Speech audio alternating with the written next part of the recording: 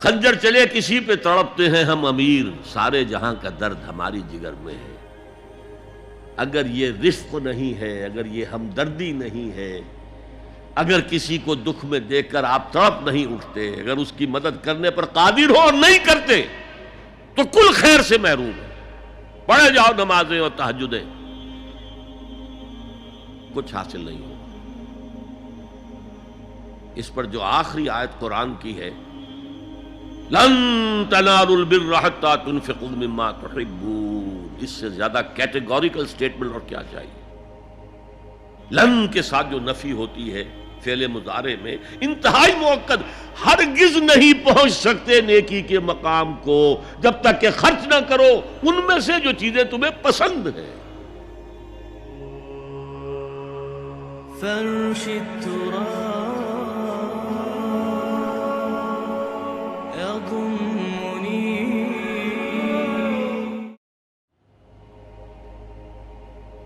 اسی طریقے سے نماز کا معاملہ جو ہے وہ پہلے کیوں نہیں آیا؟ نماز کا بعد میں آ رہا ہے۔ آت المال علی حبہ ذوی القربى والیتامى والمساکین وابن السبیل والسائلین وفی الرقاب، کتنا دور لے گئے، واقام الصلاۃ وآتى الزکاۃ۔ یہ ہے ترتیب کے اعتبار سے جو میں نے عرض کیا تھا۔ یہاں عنوان کیا ہے؟ یہاں نیکی کی حقیقت عنوان ہے، اس کی روح ایمان ہے، اور اس کا ظاہر اس میں سب سے پہلے انسانی ہمدردی، اور اس ہمدردی کی بنا پر وہ مال جو بہت محبوب ہے خرچ کرنا، درد دل کے واسطے پیدا کیا انسان کو، ورنہ طاعت کے لیے کچھ کم نہ تھے کروبیاں۔ اگر یہ نہیں ہے تو کچھ نہیں۔ حضور نے فرمایا من یحرم الرفق فقد حرم الخیر کلہ، جو شخص دل کی نرمی سے محروم ہو گیا وہ کل کے کل خیر سے محروم ہو گیا۔ کسی کو دکھ میں دیکھو اور اس پوزیشن میں ہو کہ تم اس کا کوئی مداوع کر سکو اور نہ کرو، پھر تم چاہے مفسر ہو، محدث ہو، نیک نہیں ہو۔ تم عابد ہو سکتے ہو، زاہد ہو سکتے ہو، تم مفسر ہو سکتے ہو، محدث، نیک نہیں ہو سکتے۔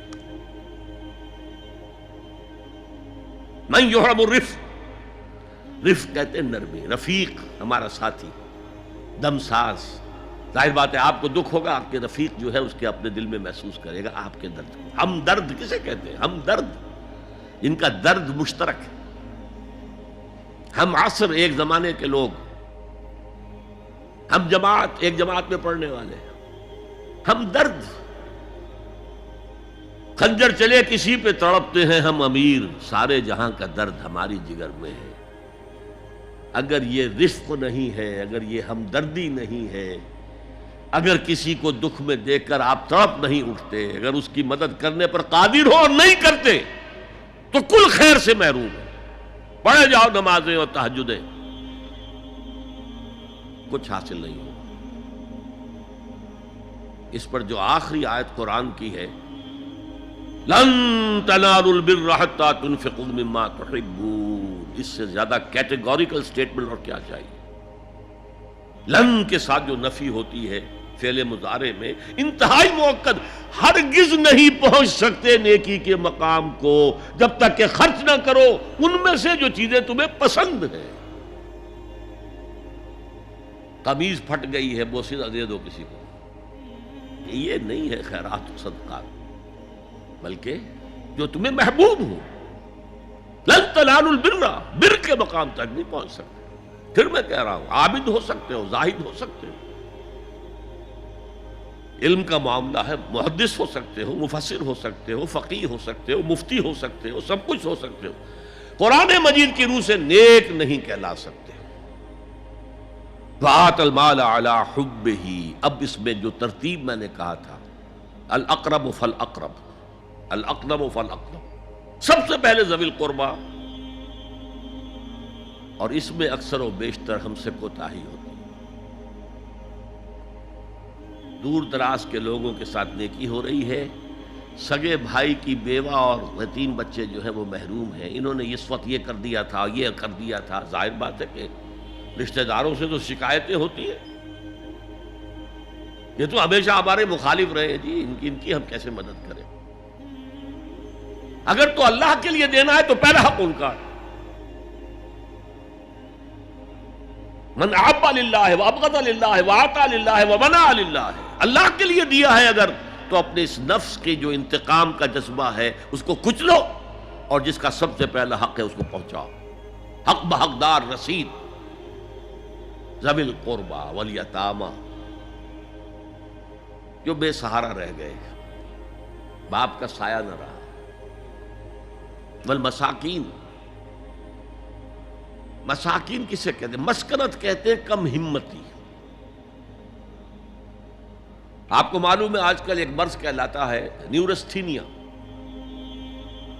آدمی دیکھنے میں ہٹا کٹا ہے، صحت مند ہے، لیکن اندر سے اس کی کوئی ہمت ایسے جواب دے گئی ہے کچھ کر ہی نہیں سکتا، وہ ہے مسکین۔ اسی لیے جو فرمایا گیا یہودیوں کے لیے ضربت علیہم الذلۃ والمسکنہ، ذلت کے معنی بھی کمزوری، اور مسکنت کم ہمت، ہی ہمت ختم ہو گئی۔ تو جو اپنے پاؤں پر نہیں کھڑا رہ سکتا اس وجہ سے کہ اس میں وہ ہمت کم ہو گئی ہے، وہ بھی مستحق ہے۔ وابن السبیل، اور مسافر۔ پرانے زمانے میں آپ کو معلوم ہے نہ سرائیں تھیں، نہ کچھ اور تھا، نہ ہوٹل تھے، پھر اگر کہیں راستے میں چوری ہو گئی، ڈاکہ پڑ گیا، تو آدمی جو ہے گھر میں خود ہے، کفیل ہے، اچھا ہے۔ اس وقت کی حالت ایسی ہو گئی۔ ہمارے ہاں بیگرز نے اسی کو ایک بہت بڑا بہانہ بنایا ہوا، جی میں آیا تھا وہاں سے اور یہاں سے اور میری جیب کٹ گئی، سب کچھ چلا گیا، اب مجھے واپس جانے کے لیے کرایہ چاہیے۔ اکثر و بیشتر جھوٹے کیسز ہوتے ہیں۔ اگر آپ کسی کو پکڑ لیں اور ساتھ لے کر کہیں تحقیق کراؤ تو وہ بھاگ جائے گا، پھر نہیں آئے گا اس مسجد میں۔ لیکن یہ کہ ابن السبیل یہ بھی ایک کھاتا ہے۔ والسائلین، یہ ذرا تفصیل طلب معاملہ ہے۔ اسلام کی تعلیم بڑی متوازن ہے۔ ایک طرف سوال کی مذمت ہے، مت اپنا دستے سوال دراز کرو کسی کے سامنے۔ جو شخص ہاتھ پھیلاتا ہے مانگنے کے لیے، وہ اپنی عزت نفس کو ہتھیلی پر رکھ کر آپ کے سامنے پیش کر رہا ہے، اور آپ ٹھوکر مار دیتے ہیں اس کی عزت نفس کو۔ مانگو اللہ سے، اللہ کسی کے دل میں ڈالے تمہاری ضرورت پوری کر سکتا ہے، بغیر اس کے کہ تم کسی کے سامنے دستے سوال دراز کرو۔ تو سخت مذمت ہے، اور خاص طور پر بیگری جو ایک انسٹیٹیوشن بن گیا ہے، ایک پیشہ بن گیا ہے، وہ تو اسلام کی تعلیمات کے منافی ہے۔ اور جس طرح کی ہم خیرات بانٹتے ہیں، 5 روپے کا نوٹ دے رہے ہیں مانگنے والوں کو، مسجدوں کے باہر سمجھ رہے ہیں ہم نے حاتم طائی کی خبر کو لات مار دی، حالانکہ حقیقت میں آپ انسٹیٹیوشن آف بیگری کو سپورٹ کر رہے ہیں۔ کسی ایک کو لے لو، آؤ چلو مجھے اپنا گھر دکھاؤ، مجھے بتاؤ تم واقعی اس قابل ہو یا نہیں ہو، اور پھر اس کی مدد کریں، لمسم کریں۔ پھر وہ 5 روپے نہیں ایسی دیں کہ وہ کچھ اپنے پاؤں پر کھڑا ہو سکے۔ میں نے 1 روپیہ نہیں کہا، آج دیکھیں 1 روپیہ تو اب کوئی شے نہیں رہی، لیکن یہ کہ 5 روپے کا نوٹ بھی آپ نے تقسیم کرنے شروع کر دیے، یہ کیا ہے؟ والسائلین وفی الرقاب، لیکن دوسری طرف سائل کو جھڑکنا نہیں ہے۔ اما السائل فلا تنہر، جھڑکو نہیں۔ اچھا بھائی نہیں، معاف کرو، میرے پاس اس وقت آپ کی مدد کے لیے کچھ نہیں ہے، میں کچھ نہیں کر سکتا۔ تو ان دونوں کے درمیان اصل میں معاملہ ہونا چاہیے، بلکہ یہاں تک بھی فرمایا سائل کو ضرور دو، چاہے وہ گھوڑے پر سوار ہو کر تمہارے دروازے پہ آیا۔ کیا پتا اس کی واقعی الجھن کیا ہے؟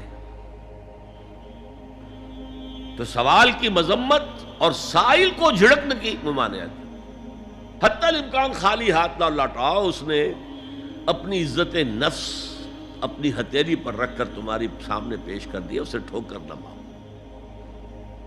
لیکن جیسا کہ میں نے عرض کیا، یہ انسٹیٹیوشن آف بیگری جو ہے یہ ایک علیحدہ شے ہے بالکل، اس کا اس سے کوئی تعلق نہ سمجھیے۔